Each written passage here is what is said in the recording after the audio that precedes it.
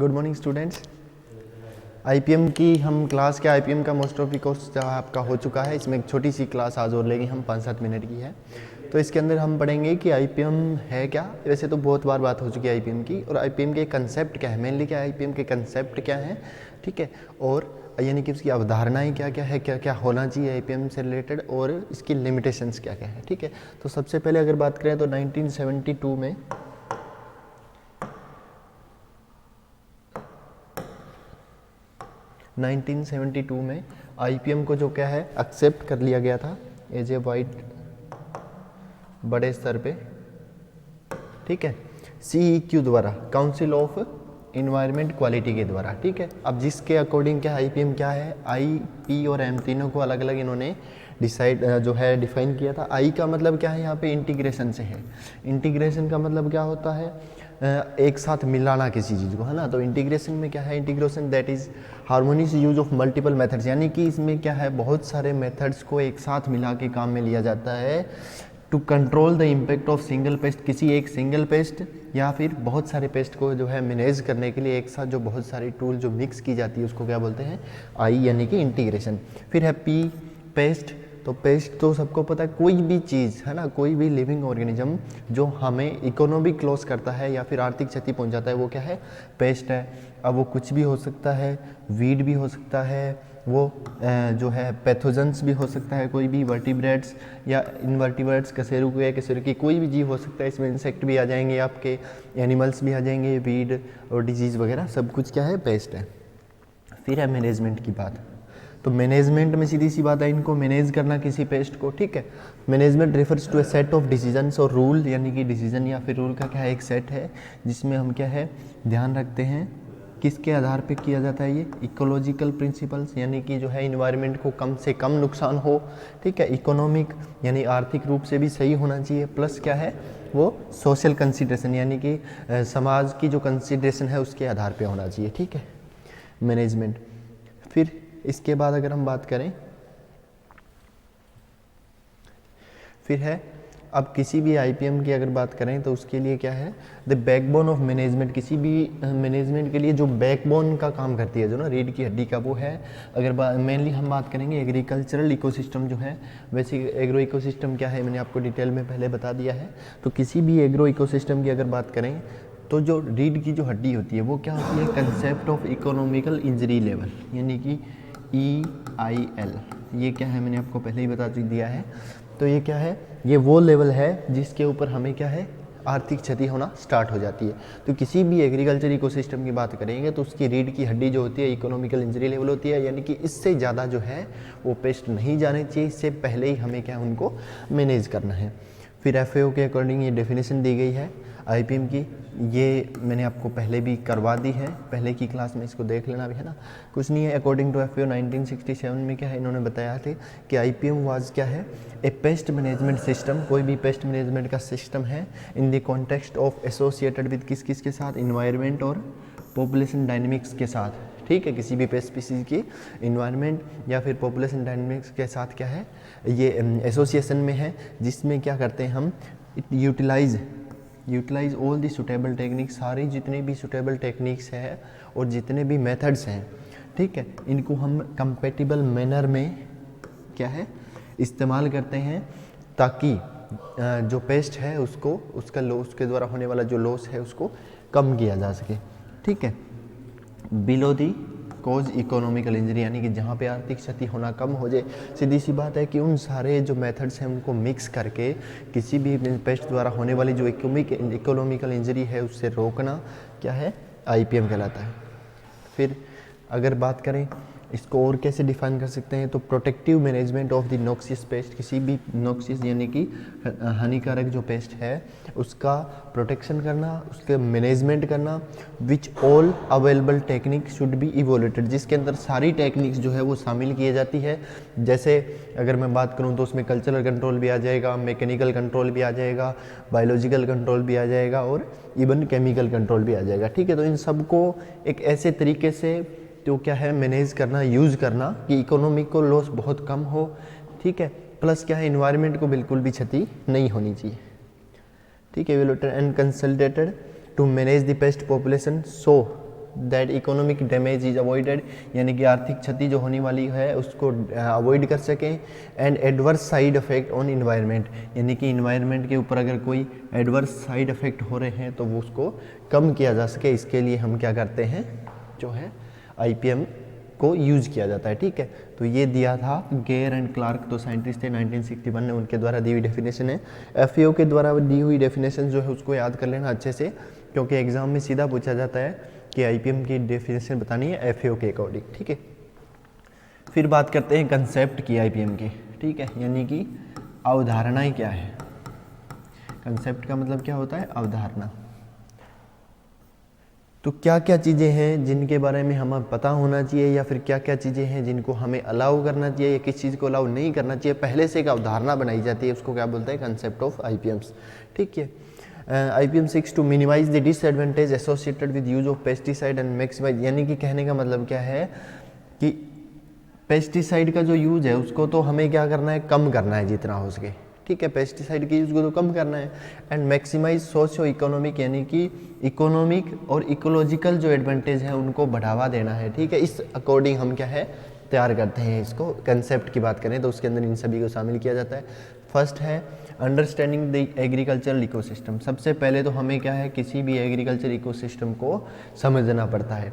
अब agriculture ecosystem है, ये मैंने आपको पहले करवा दिया तो मैं इतना डिटेल में नहीं करवाऊंगा, लेकिन मैं बता देता हूँ कि किसी भी आईपीएम को अगर हम यूज़ करना चाहें ना, उसके लिए बेस्ट जो है वो यही होता है कि हम उसको एग्रो इकोलॉजिकल जो भी है, एग्रो इकोसिस्टम है उसके अंदर यूज़ करें। क्योंकि क्या होता है कि एक सीज़न में, ठीक है, एक सीज़न में अगर हम बात करें तो मुश्किल से 3 या 4 क्रॉप होती है ना, और बहुत एक फिक्स लेवल के पेस्ट होते हैं। अगर बात करें, कंपेयर करें हम एक बड़े फॉरेस्ट एरिया से कंपेयर करें तो उसके कंपेयर में जो हमारा जो खेती वाला या फिर एग्रो इकोसिस्टम जो होगा उसको आसानी से हम क्या है मैनिपुलेट कर सकते हैं। मैनिपुलेट का मतलब क्या है, जैसे कोई पेस्ट की हम क्या करते हैं कि वैरायटी को चेंज करते हैं तब भी पेस्ट की पॉपुलेशन कम हो जाती है, या फिर उसके अंदर कुछ कल्चरल जैसे प्लॉइंग वगैरह होगी तो उससे भी कम कर सकते हैं।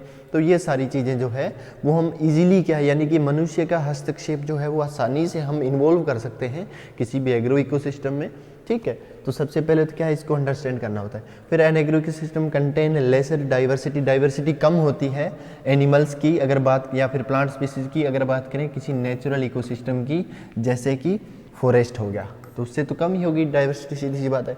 फिर a typical an agro ecosystem contain only 1 to 4 major crop, यानी कि 1 से 4 तो मेजर क्रॉप होती है और 6 से 10 है वो मेजर पेस्ट होते हैं मुश्किल से। ठीक है, an agro system is intensely manipulated by man, यानी कि मेन आदमी के द्वारा हम क्या है इसको आसानी से मैनिपुलेट कर सकते हैं, और हम मैनिपुलेट करके ही बोते हैं इसको, है ना।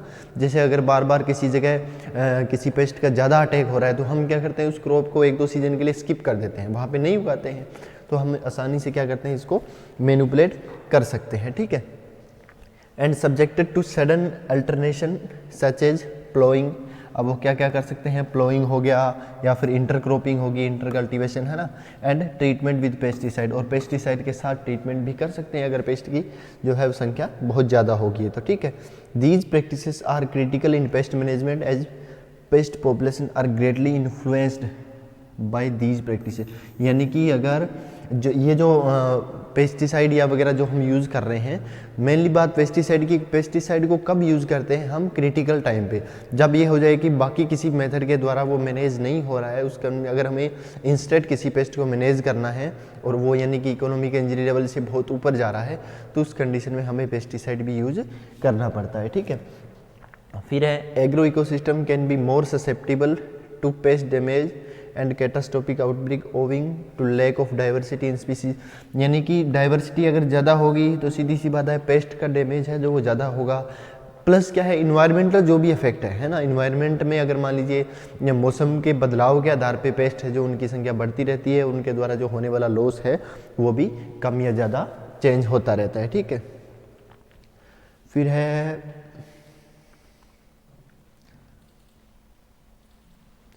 ये कुछ नहीं है ना, सीधी सी बात है कि कोई भी एग्रो इकोसिस्टम है वो क्या है, कॉम्प्लेक्स होता है, food chain and food webs का, ठीक है, जो कि एक दूसरे के साथ इंटरेक्ट में या फिर क्या है एक दूसरे के साथ जो है किसी न किसी तरीके से एक दूसरे से कहने का मतलब रिलेटेड होते हैं, कोरिलेटेड होते हैं, ठीक है, यही चीज़ है।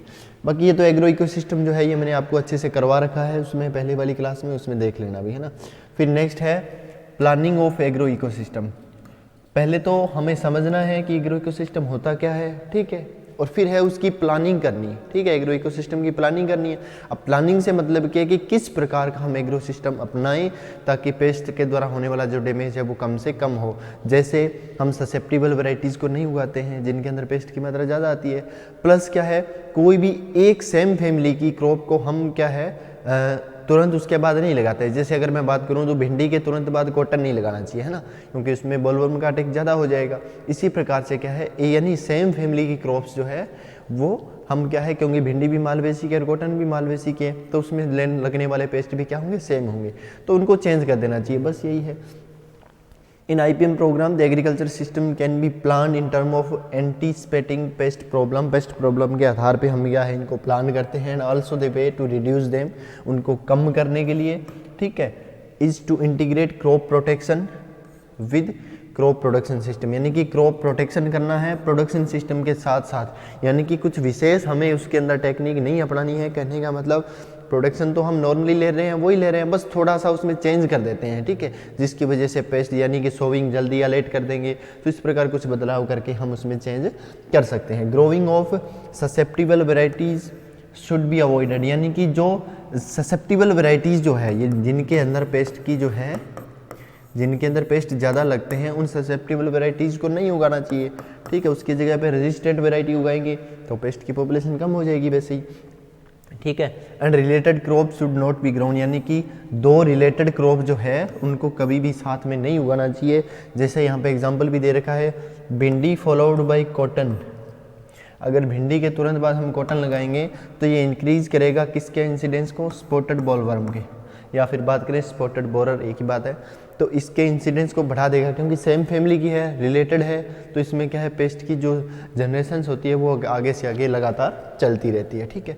फिर ground nut followed by soybean increase incidence of leaf miner, ground nut के अगर हम बाद सोयाबीन लगाएं तो उससे क्या होगा, लीफ माइनर का इंसिडेंस जो है वो बढ़ जाएगा, तो ये ध्यान रखते हैं कि ऐसा हमें कुछ नहीं करना है। फिर उसके बाद है cost benefit ratio, cost benefit ratio है ना, BC रेशियो भी बोलते हैं इसको, बेनिफिट कॉस्ट रेशियो भी बोल देते हैं। इसका मतलब क्या होता है कि हम जो अप्लाई कर रहे हैं फील्ड के अंदर, ठीक है, उससे हमें टोटल कॉस्ट कितनी आ रही है प्लस बेनिफिट कितना हो रहा है, ठीक है।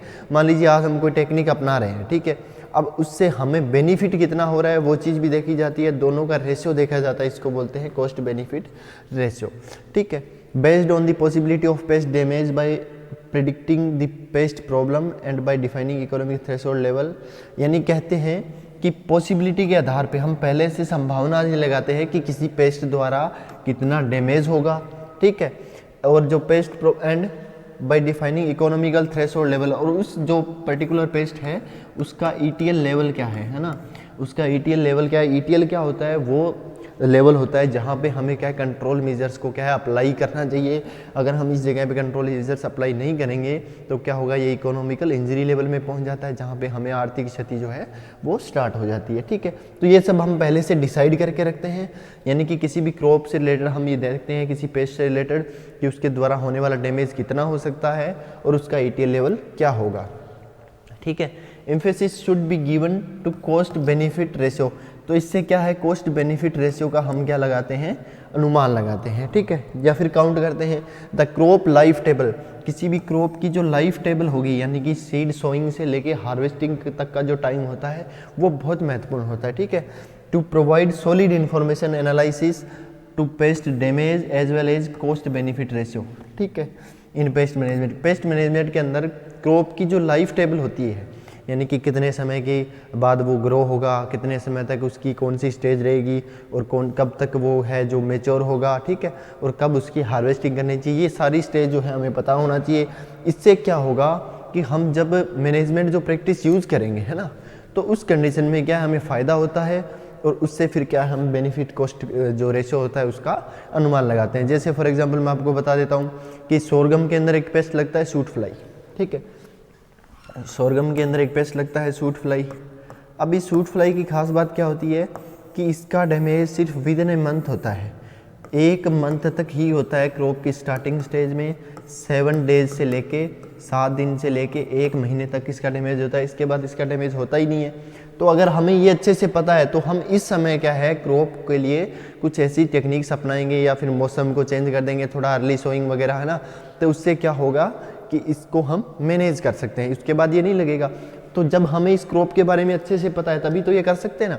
तो इससे क्या होगा, हम इसका CB रेशियो या फिर BC रेशियो जो है कॉस्ट बेनिफिट रेशियो, उसको भी हम क्या है देख सकते हैं। अब इसी तरीके से एक होता है बेनिफिट रिस्क एनालिसिस। ये तो कॉस्ट था, ये रिस्क एनालिसिस। ये कब माना जाता है, जब हम केमिकल्स को यूज़ करते हैं।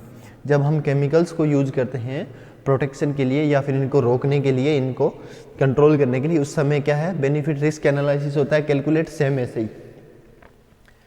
फिर है नेक्स्ट है टॉलरेंस ऑफ पेस्ट डैमेज। ठीक है, अब यहाँ पे एक चीज़ ये है कि जो पेस्ट फ्री जो क्रॉप होती है ना, वो इन सब से बाहर होती है। कैसे, देखिए, the paste free crop is neither necessary, यानी कि ये नेसेसरी नहीं है in most case for high yield nor appropriate for insect pest management. यानी कि कोई क्रॉप है जो क्या है टॉलरेंट है।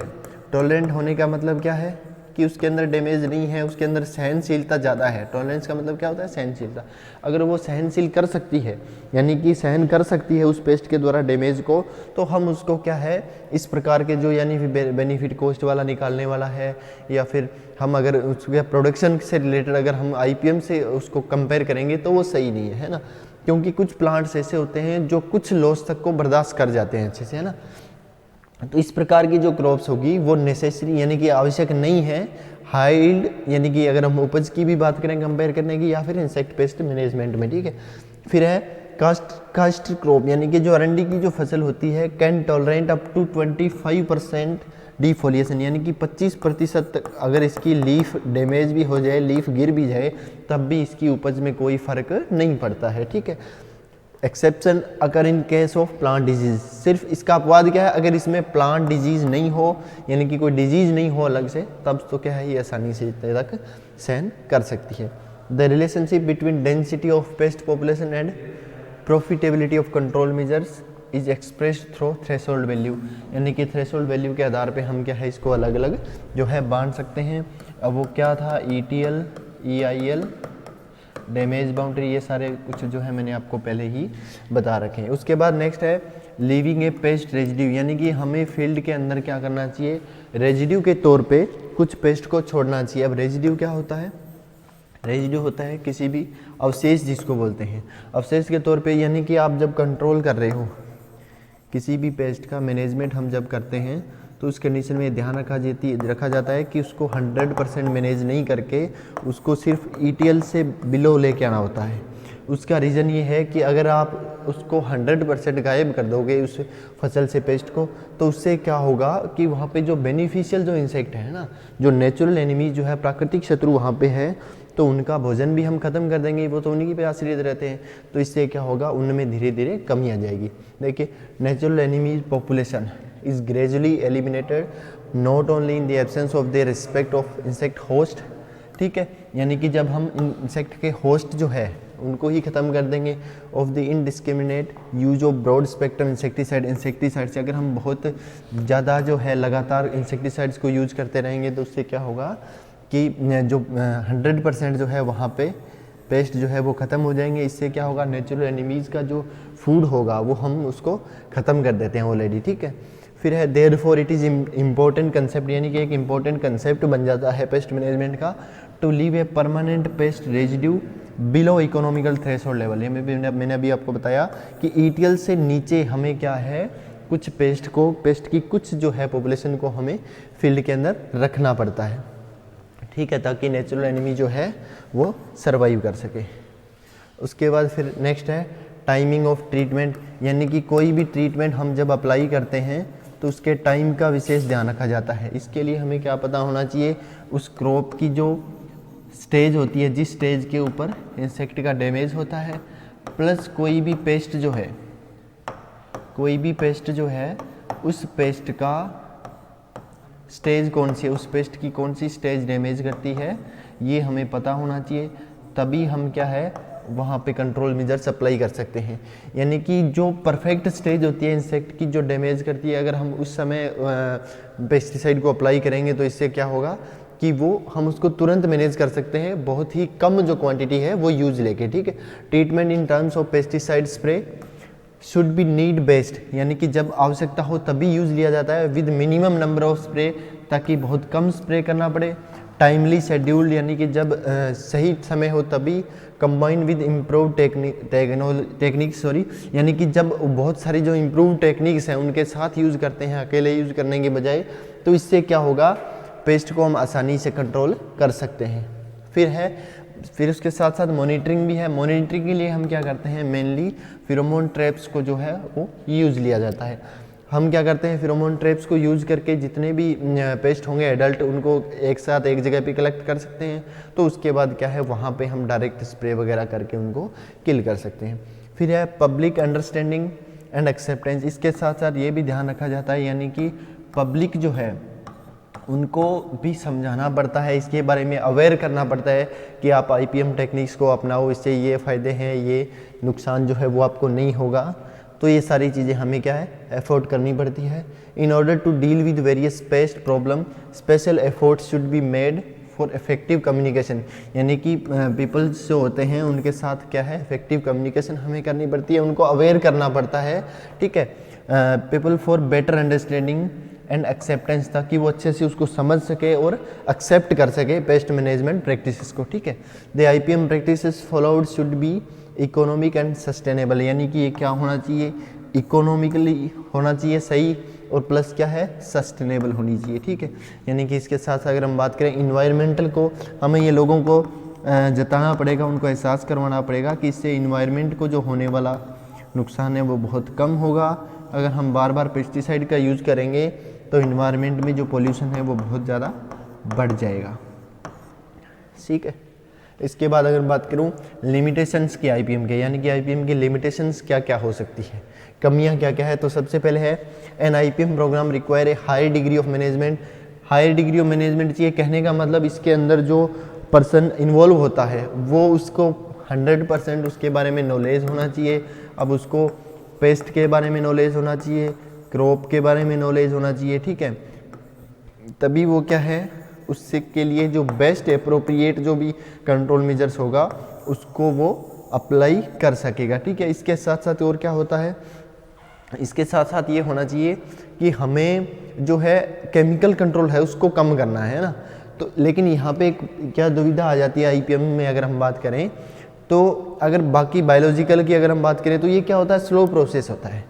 बायोलॉजिकल में क्या होता है, बहुत ही स्लो प्रोसेस होता है, यानी कि धीरे धीरे जो है वो कंट्रोल होगा। लेकिन मान लीजिए पेस्ट जो है वो बढ़ बहुत ज़्यादा रहे हैं और कम बहुत कम हो रहे हैं, तो इससे क्या होगा, हमें जल्दी जल्दी कंट्रोल करना है, तो उस केस में हमें क्या है, केमिकल्स को यूज़ करना ही पड़ता है, ठीक है। तो ये भी क्या है, इसकी एक कमी है।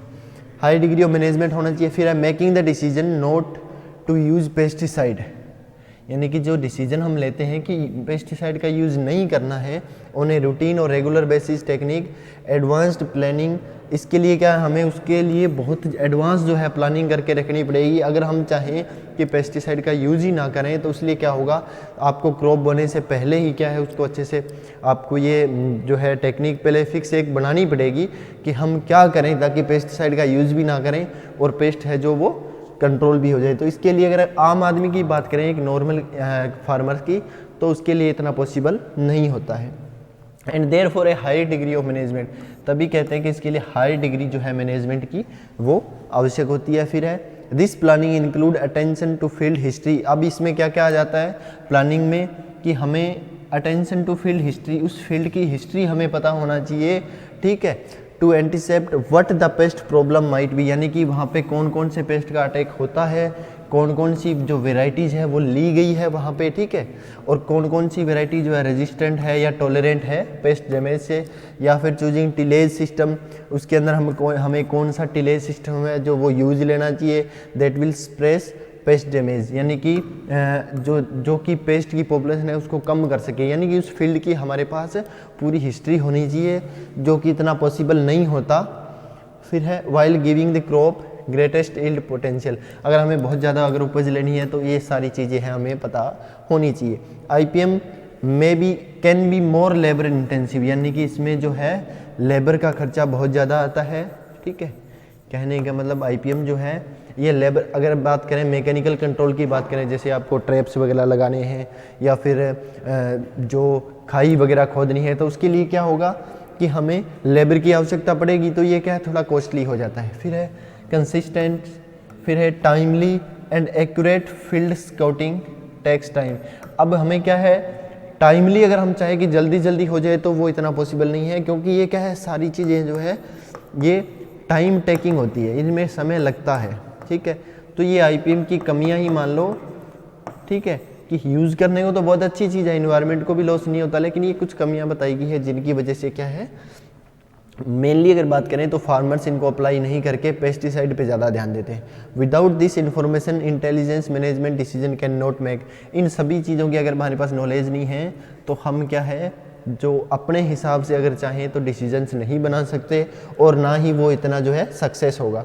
Success of IPM programme can be weather dependent. अब इसके साथ साथ एक चीज़ और है कि सक्सेस कितना वो सक्सेस होगा, ये चीज़ किस पे डिपेंड करती है, वेदर पे, मौसम पे, ठीक है। अगर मौसम में एकदम से बदलाव आ जाए या फिर बात करें एकदम से बहुत ज़्यादा सर्दी हो जाए या बहुत ज़्यादा टेम्परेचर बढ़ जाए, तो उस कंडीशन में क्या होता है बहुत सारे जो पेस्ट हैं वो अचानक से क्या है वहाँ पे रिसर्जेंस हो जाता है उनका, यानी कि दोबारा से उत्पन्न हो जाते हैं, ठीक है। तो ये भी है, वेदर का भी एक डिपेंड रहता है। लेकिन इसी में अगर बात करें केमिकल की, तो केमिकल में वेदर्स का कोई रोल नहीं रहता, थोड़े समय के लिए ही केमिकल जो है उतने समय में ही पेस्ट को आसानी से किल कर देता है। फिर है therefore good IPM planners will have a alternate plan. तभी ये कहते हैं कि जो आईपीएम को प्लान करते हैं ना, उनके पास एक अल्टरनेट प्लान भी होना चाहिए कि अगर इस कंडीशन में ऐसा कुछ हो जाता है, हमारा आईपीएम का जो हमने स्ट्रेटेजी बनाई है वो फेल हो जाए, तो हमें क्या करना चाहिए, ठीक है।